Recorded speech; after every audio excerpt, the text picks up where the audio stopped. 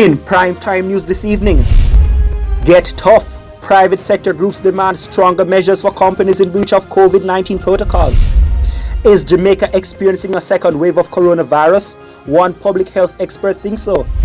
And election in a pandemic? Preparation intensifies amid speculation that a date could be announced this week.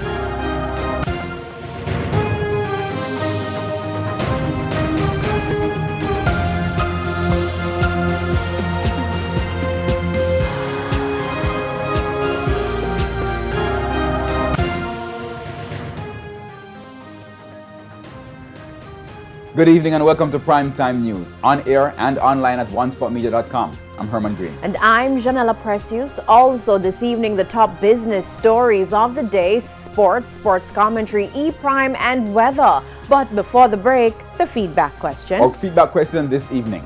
Are you concerned about an election being held during the COVID-19 pandemic? Give reasons for your answer. You can share comments online, facebook.com/Television Jamaica and tweet us at Television Jam. Please stay with us. Primetime News returns right after this break.